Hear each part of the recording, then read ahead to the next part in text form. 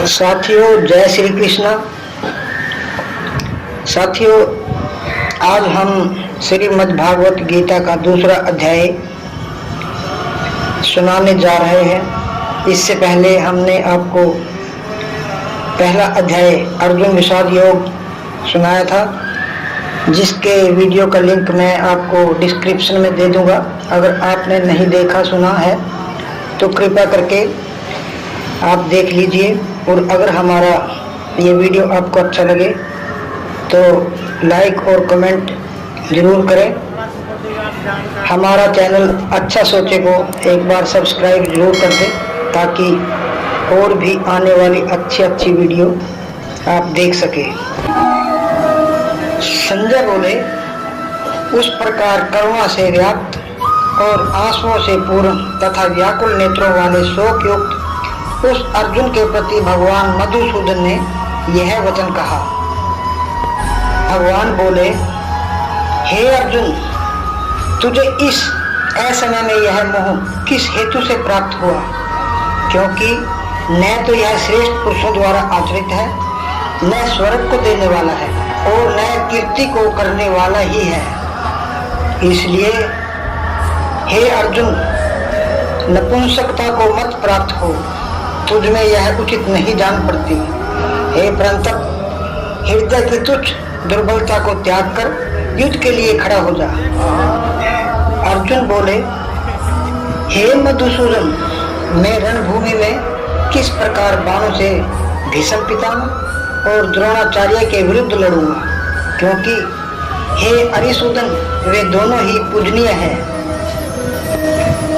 इसलिए इन महानुभाव पुरुषों को न मारकर मैं इस लोक में भिक्षा का अन्न भी खाना कल्याणकारक समझता हूँ। क्योंकि गुरुजनों को मारकर भी इस लोक में रुधिर से सने हुए अर्थ और काम रूप भोगों को ही तो भोगूंगा।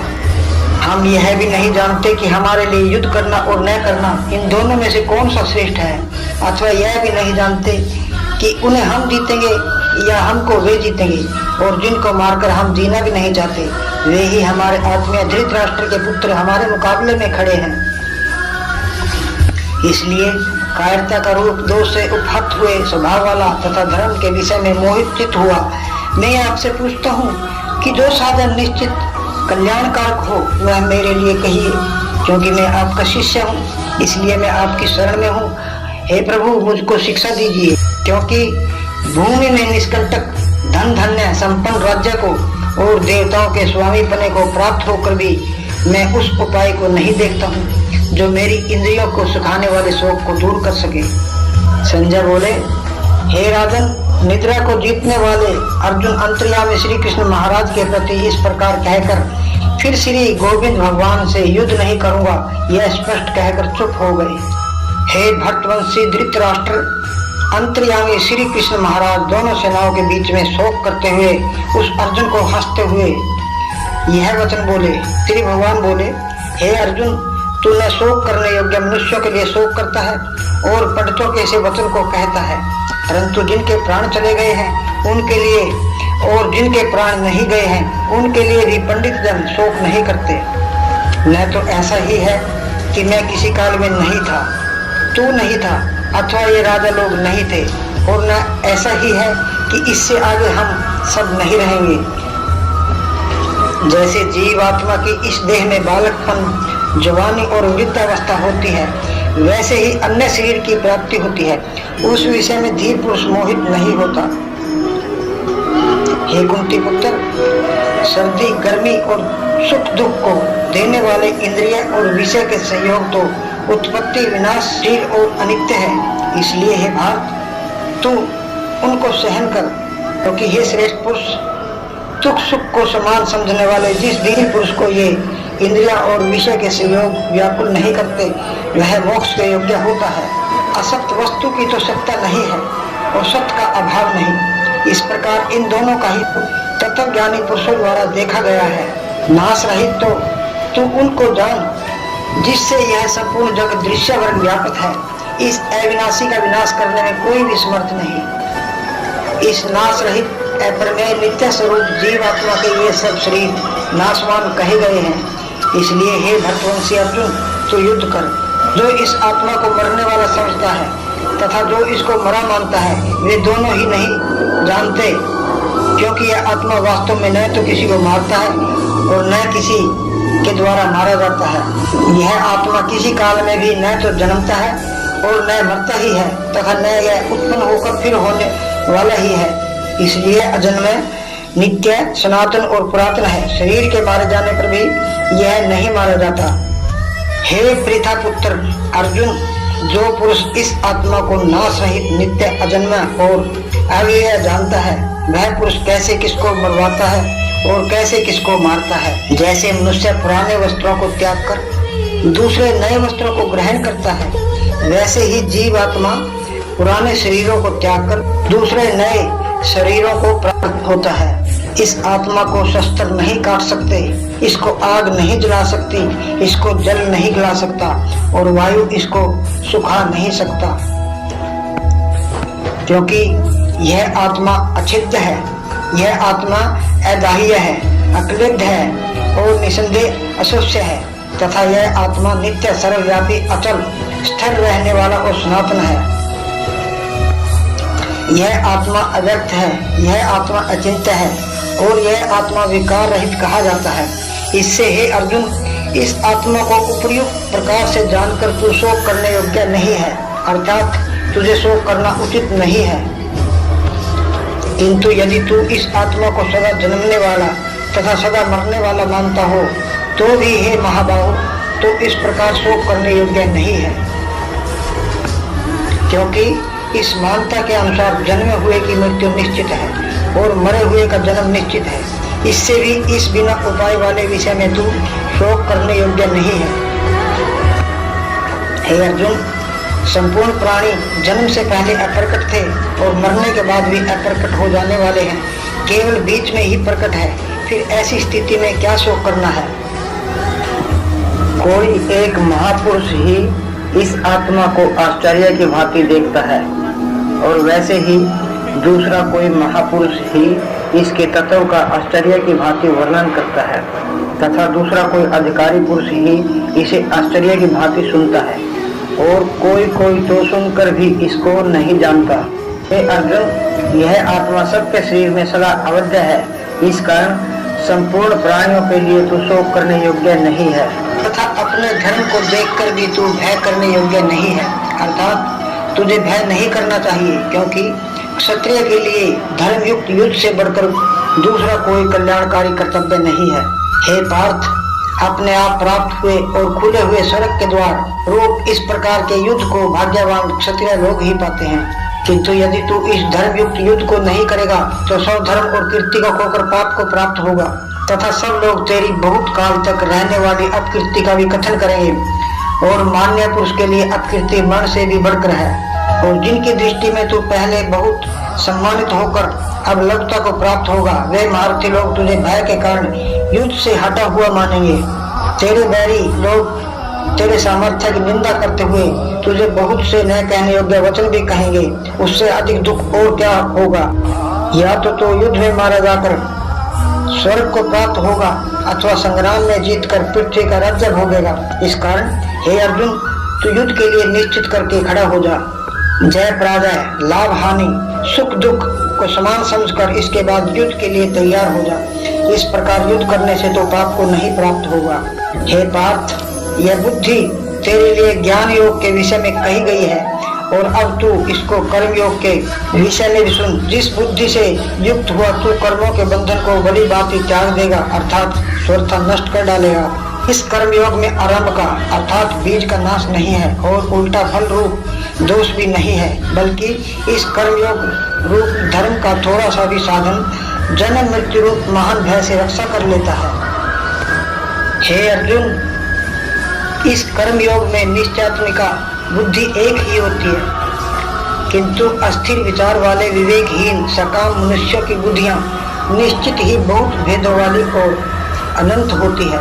हे अर्जुन, जो भोगों में तन्मय हो रहे हैं, जो कर्म फल के प्रशंसक वेद वाक्यों में ही प्रीति रखते हैं, जिनकी बुद्धि में स्वर्ग ही परम प्राप्य वस्तु है और जो स्वर्ग से बढ़कर दूसरी कोई वस्तु नहीं है, ऐसा कहने वाले हैं, वे अविवेकी जन इस प्रकार की जिस पुष्पित अर्थात दिखाऊ शोभायुक्त वाणी को कहा करते हैं, जो कि जन्म रूप कर्म फल देने वाली भोग्य तथा ऐश्वर्य की प्राप्ति के लिए नाना प्रकार की बहुत सी क्रियाओं का वर्णन करने वाली है, उस वाणी द्वारा जिनका चित्त हर लिया गया है, जो भोग और ऐश्वर्य में अत्यंत आसक्त हैं, उन पुरुषों की परमात्मा में निश्चयात्मिका बुद्धि नहीं होती।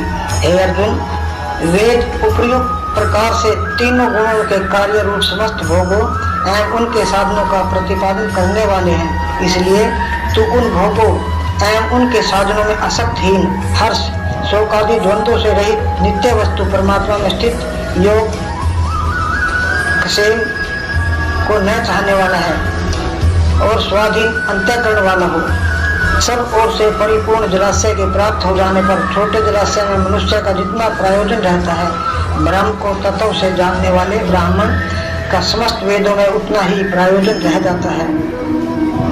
तेरा कर्म करने में ही अधिकार है, उसके फलों में कभी नहीं, इसलिए तो कर्मों के फल हेतु मत हो तथा कर्म न करने में भी आसक्ति न हो।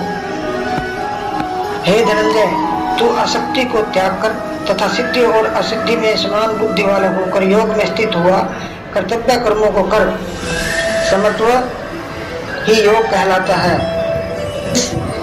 समत्व रूप बुद्धि योग से सकाम कर्म अत्यंत ही निम्न श्रेणी का है, इसलिए हे धनंजय, तू समबुद्धि में ही रक्षा का उपाय ढूंढ, अर्थात बुद्धि योग का ही आश्रय ग्रहण कर, क्योंकि फल के हेतु बनने वाले अत्यंत दीन है। समबुद्धि युक्त पुरुष पुण्य और पाप दोनों को इसी लोक में त्याग देता है, अर्थात उनसे मुक्त हो जाता है। इससे तू समत्व रूप योग में लग जा। यह समत्व रूप योग ही कर्मों में कुशलता है, अर्थात कर्म बल से छूटने का उपाय है, क्योंकि समबुद्धि से युक्त ज्ञानी जन कर्मों से उत्पन्न होने वाले फल को त्याग कर जन्म रूप बंधन से मुक्त हो निर्विकार परम पद को प्राप्त हो जाते हैं। जिस काल में तेरी बुद्धि मोह रूपी दलदल को भली भांति पार कर जाएगी, उस समय तू सुने हुए और सुनने में आने वाले इस लोक और परलोक संबंधी सभी भोगों से वैराग्य को प्राप्त हो जाएगा। हाथी के वचनों को सुनने से विचलित हुई तेरी बुद्धि जब परमात्मा में अचल और स्थिर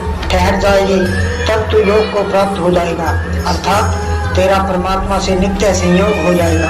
अर्जुन बोले, हे केशव, समाधि में स्थित परमात्मा को प्राप्त हुए स्थिर बुद्धि पुरुष का क्या लक्षण है?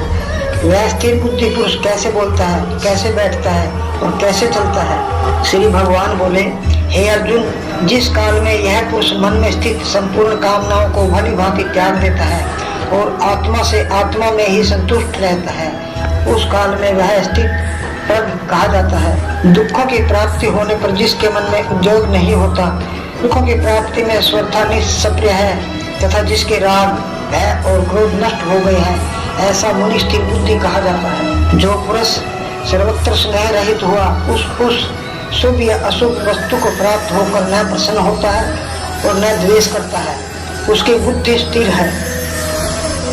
और कछुआ सब ओर से अपने अंगों को जैसे समेट लेता है, वैसे ही जब यह पुरुष इंद्रियों के विषय से इंद्रियों को सब प्रकार से हटा लेता है, तब उसकी बुद्धि शिथिल है। इंद्रियों द्वारा विषय को ग्रहण न करने वाले पुरुष के भी केवल विषय तो निर्मित हो जाते हैं, परंतु उनमें रहने वाली आसक्ति निर्मित नहीं होती। इस स्थिर प्रज्ञा पुरुष की तो आसक्ति भी परमात्मा का साक्षात करके निर्मित हो जाती है। हे अर्जुन, आसक्ति का नाश न होने के कारण ये दमथन स्वभाव वाली इंद्रियां यत्न करते हुए बुद्धिमान पुरुष के मन को भी बलात् हर लेती है। इसलिए साधक को चाहिए कि वह उन संपूर्ण इंद्रियों को वश में करके समाहित चित्त हुआ मेरे परायण होकर ध्यान में बैठे, क्योंकि जिस पुरुष की इंद्रियां वश में होती है उसकी बुद्धि स्थिर हो जाती है। विषयों का चिंतन करने वाले पुरुष की उन विषयों में आसक्ति हो जाती है, आसक्ति से उन विषयों की कामना उत्पन्न होती है और कामना में विघ्न पड़ने से क्रोध उत्पन्न होता है। क्रोध से अत्यंत मूढ़ भाव उत्पन्न हो जाता है, मूढ़ भाव से स्मृति में भ्रम हो जाता है, स्मृति में भ्रम हो जाने से बुद्धि अर्थात ज्ञान शक्ति का नाश हो जाता है और बुद्धि का नाश हो जाने से यह पुरुष अपनी स्थिति से गिर जाता है। परंतु अपने अधीन किए हुए अंतःकरण वाला साधक अपने वश में की हुई राग द्वेष रहित इंद्रियों द्वारा विषयों में विचरण करता हुआ अंतःकरण की प्रसन्नता को प्राप्त होता है। अंतःकरण की प्रसन्नता होने पर इसके संपूर्ण दुखों का अभाव हो जाता है और उस प्रसन्न चित्त वाले कर्मयोगी की बुद्धि शीघ्र ही सब ओर से हटकर एक परमात्मा में ही भली भांति स्थिर हो जाती है। न जीते हुए मन और इंद्रिया वाले पुरुष में निश्चयात्मिका बुद्धि नहीं होती और उस अयुक्त मनुष्य के अंतःकरण में भावना भी नहीं होती तथा भावनाहीन मनुष्य को शांति नहीं मिलती और शांति रहित मनुष्य को सुख कैसे मिल सकता है, क्योंकि जैसे जल में चलने वाली नाव को वायु हर लेती है, वैसे ही विषयों में विचरती हुई इंद्रियों में से मन जिस इंद्रिया के साथ रहता है वह एक ही इंद्रिया इस अयुक्त पुरुष की बुद्धि को हर लेती है।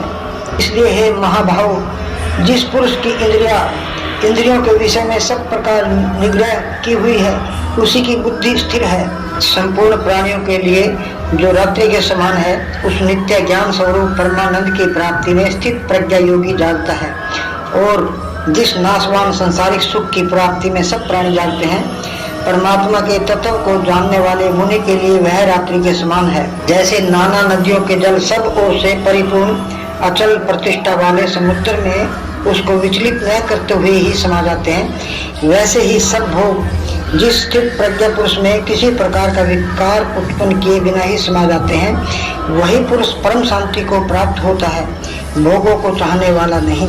जो पुरुष संपूर्ण कामनाओं को त्याग कर ममता रहित, अहंकार रहित और अप्रहार रहित हुआ विचरता है, वही शांति को प्राप्त होता है, अर्थात वह शांति को प्राप्त है। हे अर्जुन, यह ब्रह्म को प्राप्त हुए पुरुष की स्थिति है। इसको प्राप्त होकर योगी कभी मोहित नहीं होता और अंत्यकाल में भी इस ब्राह्मी स्थिति में स्थित होकर ब्रह्मानंद को प्राप्त हो जाता है।